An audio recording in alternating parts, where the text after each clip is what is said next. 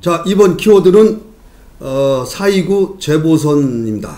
자, 4.29 재보궐선거가 이제 한 3주 정도 남았는데요. 자, 이번 선거는 광주의 서구을, 성남의 중원을, 인천 서구 강화, 서울 양천을 이렇게 4석이 걸린 초미니 선거지만은 결과에 따라서 향후 전국 주도권의 향배가 걸려 있다는 점에서 정치적 의미는 굉장히 크다고 볼 수가 있습니다. 자, 앞으로의 그 4.29 보궐선거 전망을 한번 해보도록 하겠습니다.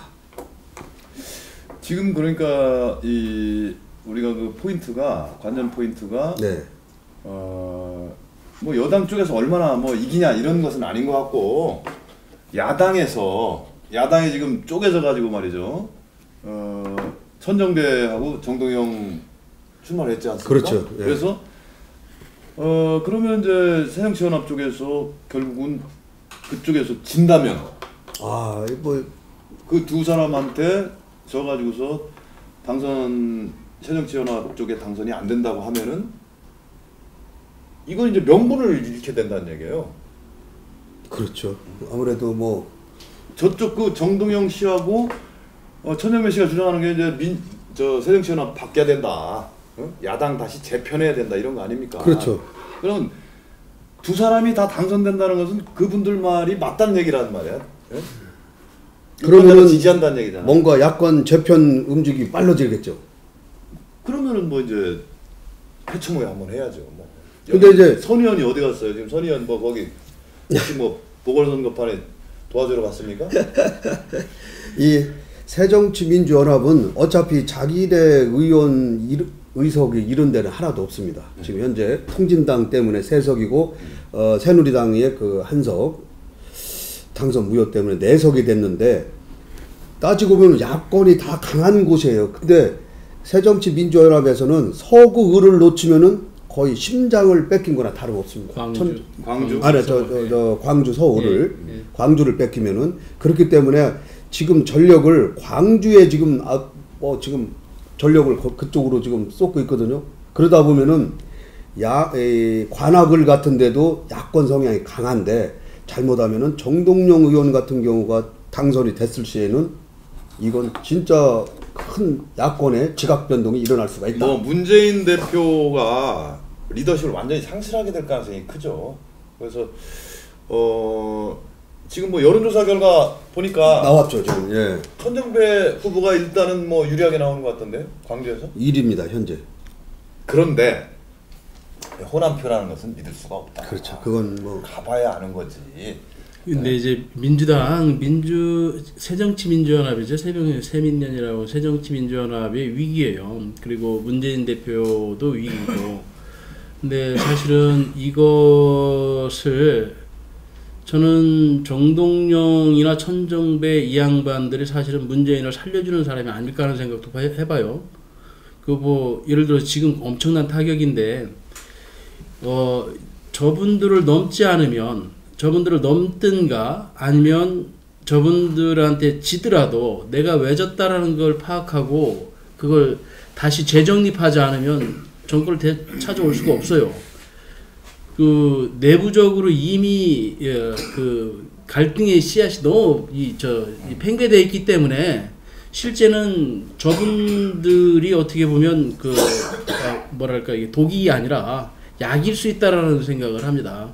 변화가 예전에 뭐 중원장원이나 이런 것들도 있었지만 실제 지금 저분들이 얘기하는 것은 오직 답답하면 당의장 하던 사람이 나가가지고 딴 사람이면 차리겠느냐 이런 정동영이라는 사람을 욕을 하지만은 실제는 오직 답답하면 아니면 뭔가 그 새민련에서 새정치민주연합에서 저 사람들을 포용하지 못하고 뛰쳐나갈 수밖에 없게 하는 것은 지금 현재의 새정치민주연합의 한계인 겁니다. 이 선거라는 게 늘 51대 49인데 그렇죠. 네. 48 항상 49되면 안 되는 거잖아요, 이게. 친노에서 내보낸 거 아닙니까? 친노 쪽에서. 그러면요, 저기에요. 이번에는 그 문재인 대표가 공천 문제에서 지금 발생이 된 거죠. 야권 내부에 이제 완전한 어떤 금이 가고 있는 거죠. 왜 그러냐면 어떤 전략공천에 의해서 됨으로써 친노 핵심들이 이제 몽땅 다 가서 공천이 되어갖고 문제가 된 거예요. 그래서 이제 정동영 의원까지 포함해서 이제 탈당을 하는 이런 경우가 생겨가지고서는 그 탈당을 할 때 보면 뭐 배신자다, 뭐 탈당자다 하면서 뭐 나쁜 쪽으로 이렇게 몰고 갔었어요. 근데 정전배 장관도 이제 광주에서 무소속으로 출마하게 됐는데도 이번에 그 당 대표 원탁 회의에 박지원 그 최고위원이 안 나왔죠. 그래서 안 나올 때 이런 문제를 어떻게 해결할 거냐 하는 것이 이제 또 문제가 되고, 근데 박지원 우리 그 최고위원님과는 아마 그 경선 과정에서 너무 골이 깊어가지고 그런 문제가 아닌가 이런 상황을 합니다. 박지원 최고가 끝까지 안 도와줄라네.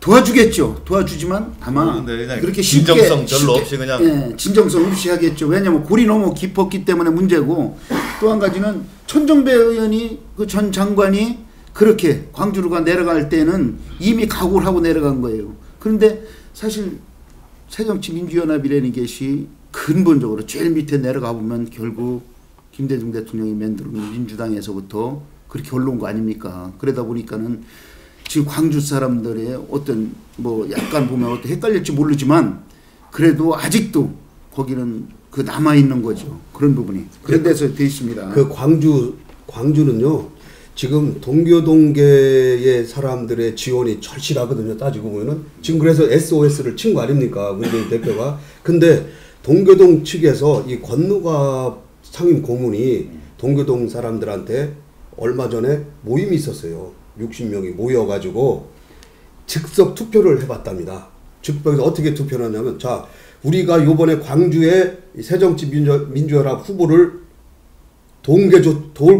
도울까요 말까요 라고 했더니 몇 표가 나온 60명 전원이 돕지 마라 라는 게 나왔답니다. 그 즉석에서. 이거는 그래서 왜 그러면 돕지 마야 되느냐 했더니 첫 번째가 광주 분들이 아니 친노를 그렇게 매번 선거 때마다 도와달라고 도와주면은 나이 80이 내일 모레 9순이 다 되는 권노갑 의원한테 도와주면은 그 다음에 뭐 했느냐 또 뭘 보듯이 또 닭 보듯이 안 받지 않느냐. 그러니까 도와줄 필요가 없고 배알도 없느냐라고 얘기를 하고, 또 하나는 책임 문제가 있다. 만약에 이렇게 해서 되면은 괜찮은데 만약에 안 됐을 시에 새정치민주연합 후보가 안 되고 천정배 의원이 됐을 시에는 책임을 독박을 쓰게 된다. 그래서 돕지 말자. 그러면은 정동영을 돕느냐? 단서가 있다. 우리가 안 돕는다고 해서 정동영 측을 돕는 게 아니다. 요거까지 이게 명시를 했습니다. 그 말씀을 제가 드립니다. 그럼 천정배 경우하고 정동영 경우는 좀 다르죠. 달라요 지금 현재. 그리고 이 정동영이라는 사람은요, 이 천정배하고는 같은 길을 걸었죠. 이 열린우리당 창당 때도 뛰쳐나와서 맨 먼저 같이 했고, 또 이 두 분이 노무현 전 대통령하고는 뗄래야 뗄 수 없는 아주 천신적이라고 우리가 얘기했지 않습니까? 아주 굉장한 그 개혁 주도 세력이고, 또 권노갑 그 의원을 당시에 정풍운동을 주장하면서 이선 후퇴를 얘기할 때도 정동영하고 천정배가 같이 했습니다. 그랬던 분들이 지금은 같이 한 사람은 국민회의로 가고 한 사람은 무소속으로 갔는데, 어찌됐든 간에 새정치민주연합이 정동영을 뭐 철새니 뭐 배신자니 얘기를 하는데, 이분이 전주에서만 이 전라도에서만 쭉 나왔으면은 지금 5선이 됐습니다. 근데 자기들 당에서 징발해서 자 서울 뭐 어디로 동작으로 나가라, 어디로 나가라 라고 해서 나가가지고 낙선을 했습니다. 이분이 몸을 베렸죠.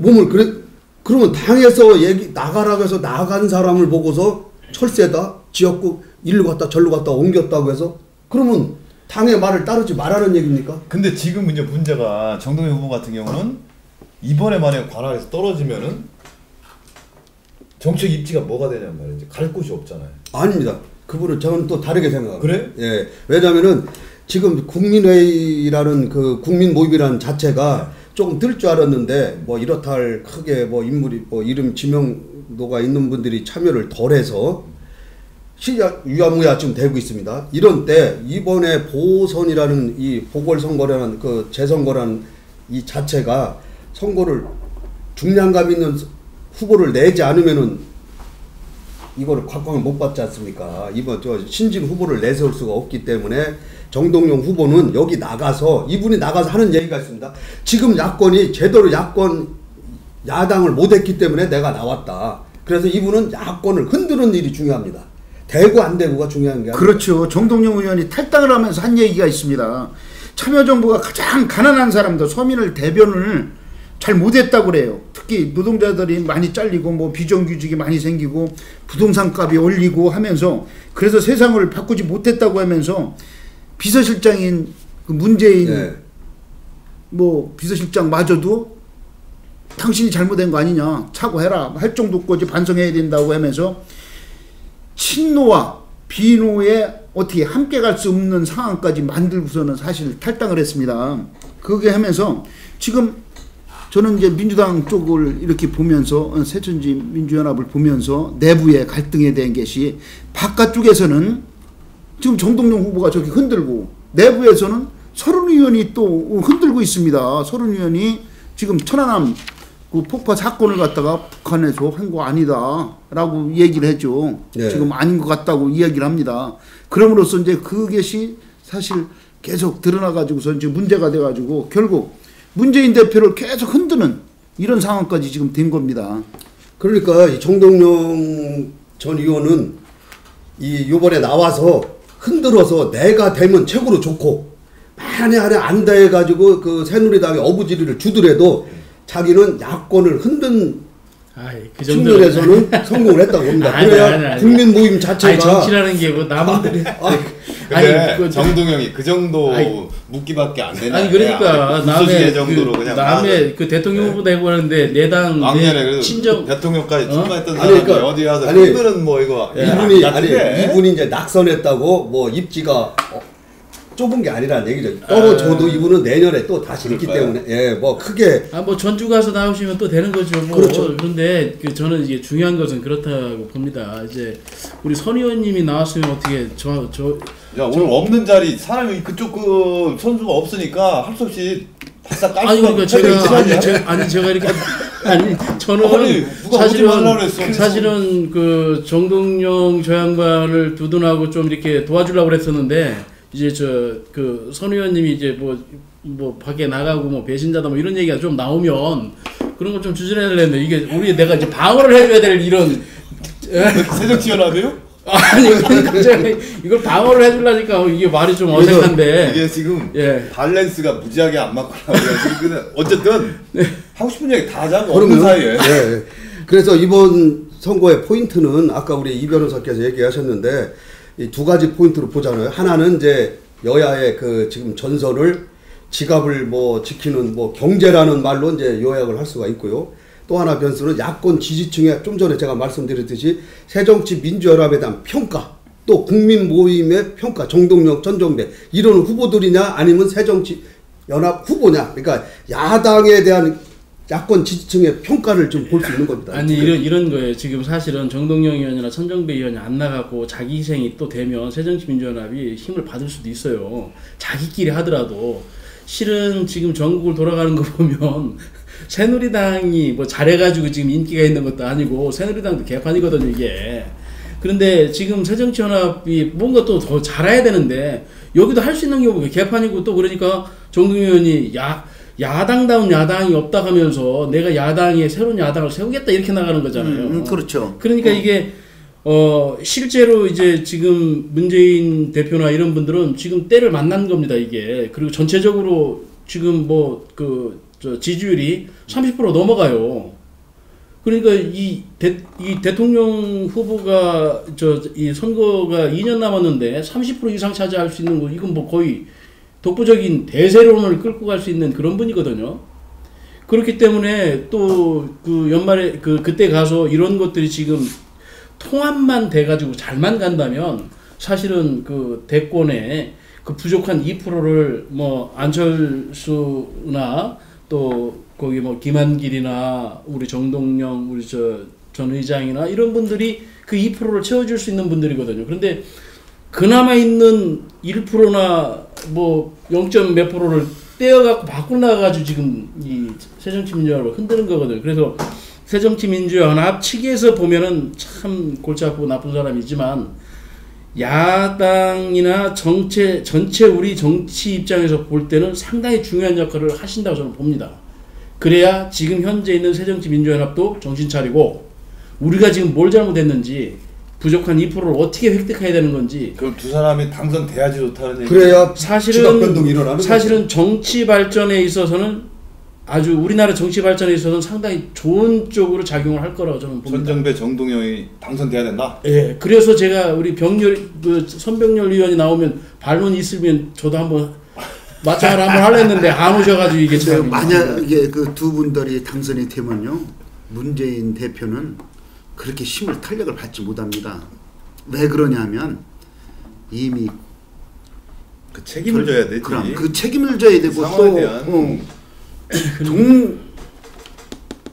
먼저 번부터 있던 그 김대중 대통령이 만들었던 그 추종 세력들이 그냥 두질 않습니다. 그 상황에서는 동교동계에서는 그 리더십에 대해서 강력하게 이의를 하면서 대표 그만하라고 하겠지. 그러니까 그 부분에서는 벗어나질 못할 것 같아요. 그런 면에서는 대표가 되지 말고 박지원 그렇죠. 그냥 주지. 박지원 의원한테 양보를 했으면은 대통령 아니, 후보 자리도 보전할 수 있고.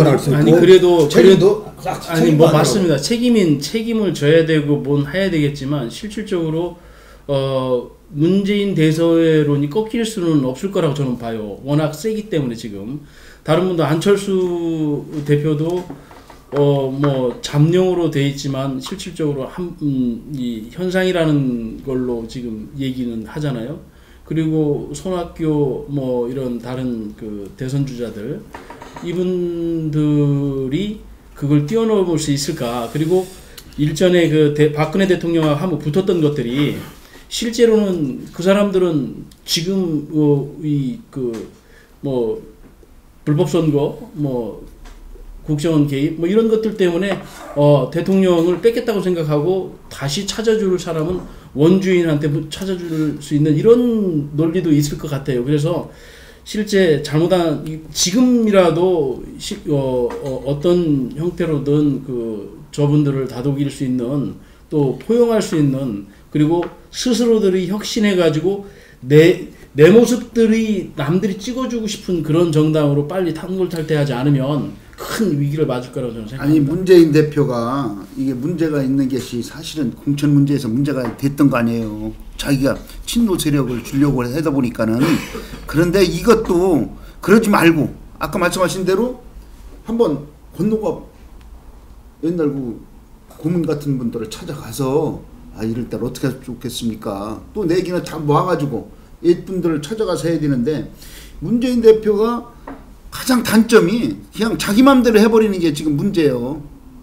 왜 그러냐면 안철수와의 관계에서도 그때 경선할 때 같이 TV 토론에서 뭐하러 안철수를 그렇게 막 궁지로 몰아넣고 결국 아니 그건 아니고요. 그런데 그런 부분에서도 이번 같은 경우도 진짜 원로들을 찾아가서 한번 상의를 한 다음에 이런 공천이 됐으면은 아마 괜찮을 거라고 생각을 해요. 그러니까 친노 독식이라는 것들이 있습니다. 친노 독식이라는 게 있어서 예를 들어서 같이 합의 뭐 연장을 하더라도 뭐 DJP 연합을 하면 반반 나눠 먹고 뭐 이런 것들 있지 않습니까? 충청도 장관 반하고 호남 뭐 이렇게 전체 해서 서로들 그런 것들이 있는데 같이 일을 함에도 불구하고 그 한쪽이 독식하고 또 그러고 난 뒤에 그분들한테 약간 배척을 했다가 어떤 일이 있으면 도와달라고 하고 이러니까 이게 뭐라고 하면 이게 뭐 배신감보다는 같은 집에 있으면서도 좀 서운한 것들이 많죠. 아니 그 서운한 게 뭐냐면 경선 과정 대표 경선 과정에서 자기는 진짜 친노에 뭐 치읓자도 안 붙인다고 그랬어요. 지금 국민들이 이제 그런 걸 갖고 자꾸 이야기를 하는 것 같아.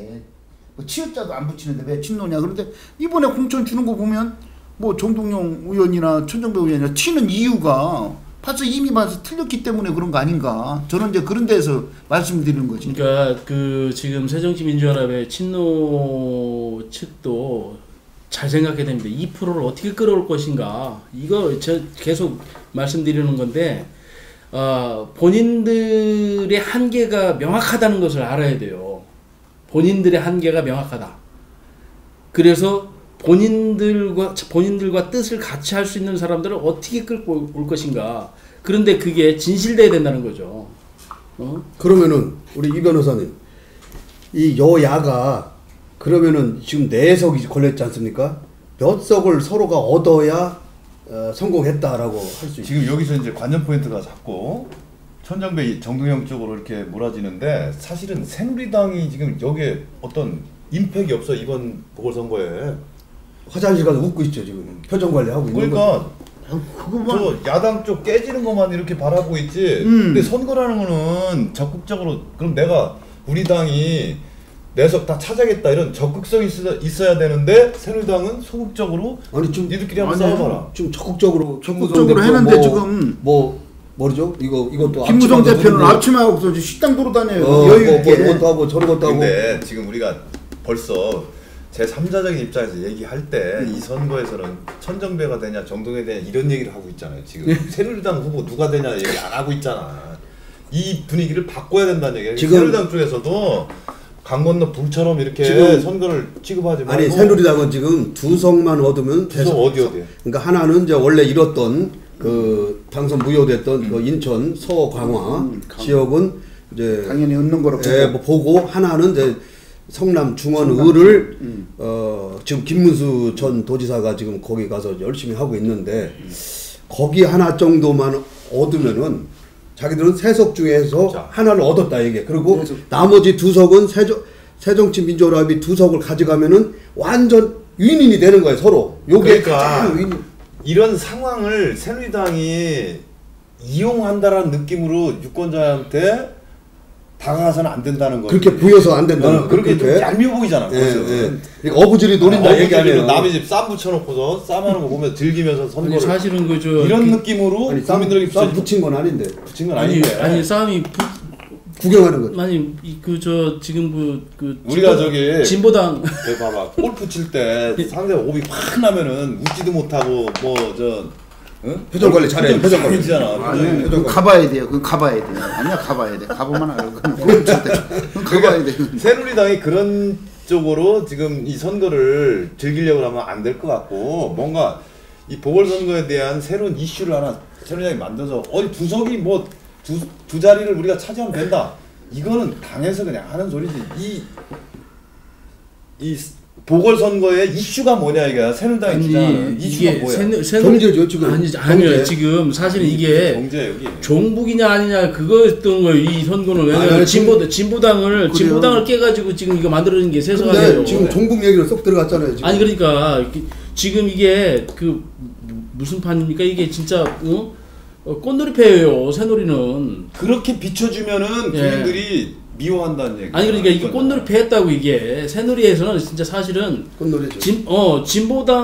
진보당 완전 통진당 잘못하면 얘기를 하는데 통진당 그렇게 만들어가지고 완전히 그냥 정부로 해서 이게 해서 그때 분위기로는 4석 다 가져갈 것 같은 그런 분위기였어요. 그런데 지금 여러 가지 문제가 생겨가지고 실질적으로는 새누리당도 뭐 장담 못하는 거죠. 그렇죠. 네? 지금 그리고 정동영, 천정 뭐 그 새누리당도 그렇고 새정치민주연합도 이 속 편하지 않아요 지금. 이 어찌됐든 이번 관전 포인트는 정동영, 천정배 전 그 장관이 어떻게 성과를 얻느냐에 따라서 한번 지각하는 새누리당 대표시라면 어떤 이슈로 국민들에게 전체 선거에 대해서 4개 선거국 뭐 구체적인 그게 아니고 이번 보궐선거는 그거 나와 있어요 지금. 새누리당 나와 있어요. 뭐냐고 그게 그러니까 모르잖아. 아니 그러니까 임팩이 없다는 얘기야 국민들에게. 쉽게 말해서 야 이번 재보궐선거는 뭐 이런 거다라고 딱 그래서 이겼기 때문에 새누리당을 찍어줘야 된다. 언론에서 사실은 이게 그런 거 아니야? 지방 사람들은요 지금 거기 그 지역 있지 않은 사람들은 언론에서 별 비치는 게 별로 없어요. 별로 없어. 둘이 싸우는 것만 보이는 거지. 그러니까 우리가 모른다는 예. 거야. 일반 국민이 관심이 없는 이유가 그 동네 애들 그 동네끼리 알아서 해. 아니, 뭐 이런 거밖에 안 그렇죠. 되는 원래는 이게 우리가 관심 밖에 초민이 선거했는데 지금 천정배 전 의원이 태어나서 정동영이가 나오고 하니까 이게 판이 커진 것 뿐이지 원래는 우리가 뭐 별로 이렇게 안중에도 없던 거죠. 그렇죠.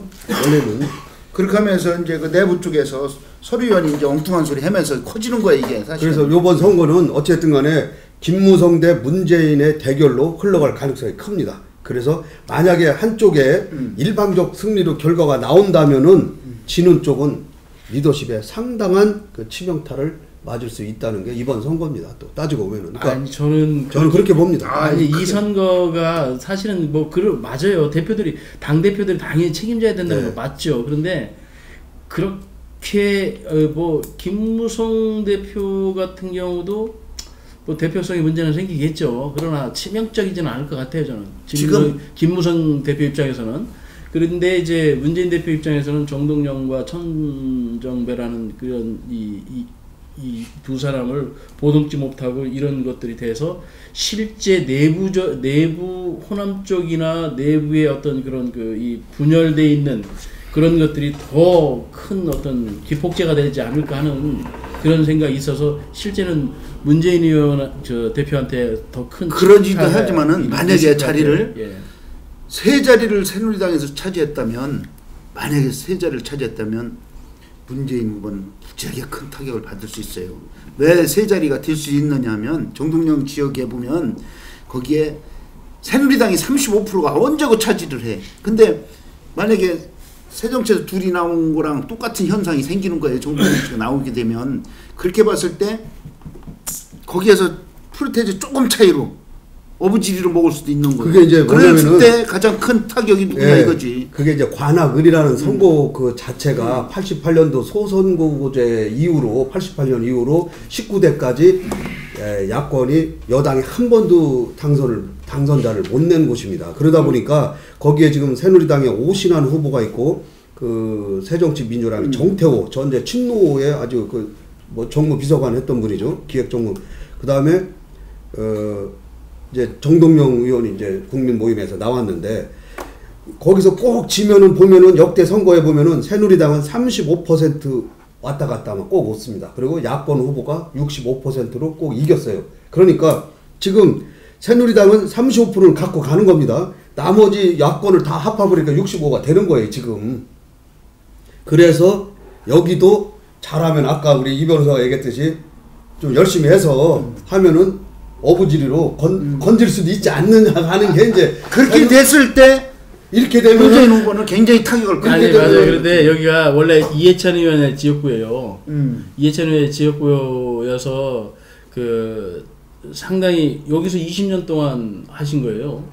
여기에서 한 곳에서만 5선 했죠. 그러니까 세종에서 30년 동안 한 번도 뺏기지 않아 35년 동안인가 한 번도 안 뺏긴 곳이에요. 그러고 난 뒤에 그런 분이 세종으로 오시는 바람에 누가 또 절단이 나신 거죠. 그 이정희 의원이 그다음에 아니지 여상규 의원이 그때 글로 된 거죠. 그 야권 후보로 단일 후보. 그런데 이제 이 선거가 이정희한테 갔다 그렇게 한 거예요.